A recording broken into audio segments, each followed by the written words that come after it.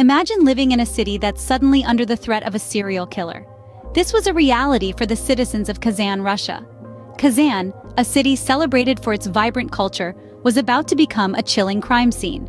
In 2011, a series of brutal murders began to unfold, casting a long, menacing shadow over the city's lively streets.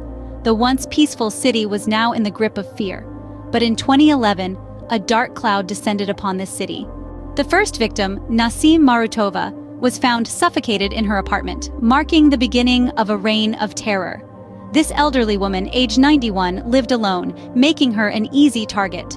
The method of killing was brutal yet silent. Suffocation. No signs of forced entry, no signs of struggle, just a life abruptly ended.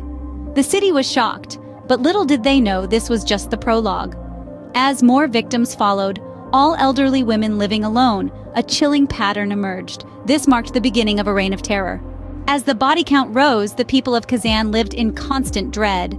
The Volga Maniac's reign of terror had begun, and it was the elderly women who were his primary targets. A chilling pattern emerged. These women were not just killed, but their homes were invaded, their sanctuaries violated. The fear was palpable. Every knock at the door, every unfamiliar face stirred panic. The city's vibrant culture was overshadowed by a cloud of fear as its residents grappled with the reality of a serial killer in their midst. The authorities were on high alert, but the maniac was elusive, always one step ahead. The heart of the city was gripped in cold fear, its pulse irregular. The elderly women, once the cornerstone of families, now lived in constant fear for their lives.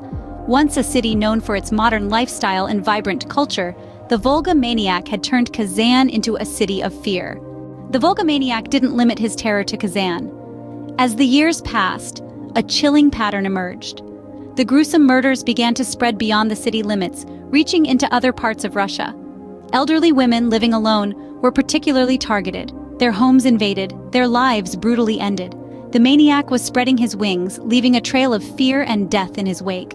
From the vibrant city of Nizhny Novgorod to the quiet streets of Samara, no city seemed safe from his grasp. The nation was in the grip of a terrifying enigma, a faceless killer who seemed to be everywhere, yet nowhere. As the body count continued to rise, so did the level of fear. People locked their doors, looked over their shoulders, and lived in a state of constant vigilance. The killer had not only claimed lives, but had stolen the sense of security from an entire nation. Fear had spread across the nation.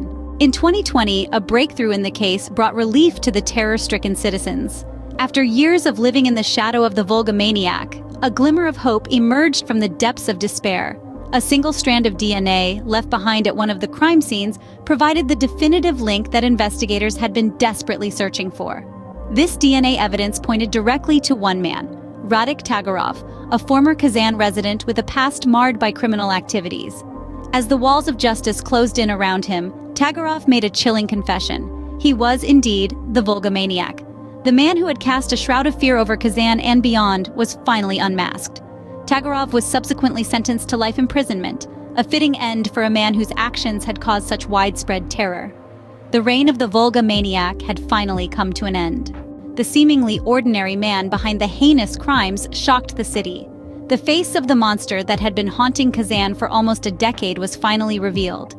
It was Radik Tagarov, a man who had once walked the same streets as his victims, blending seamlessly into the crowd.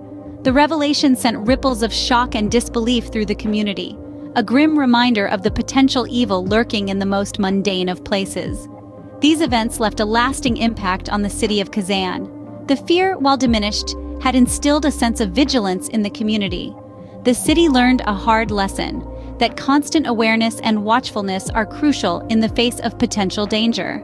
The case of the Volga Maniac, though closed, serves as a stark reminder of this lesson. While Kazan can breathe without fear, the story serves as a stark reminder of the importance of vigilance in the face of unimaginable tragedy. So, what can communities do to ensure their safety and vigilance against unforeseen dangers? Share your thoughts below.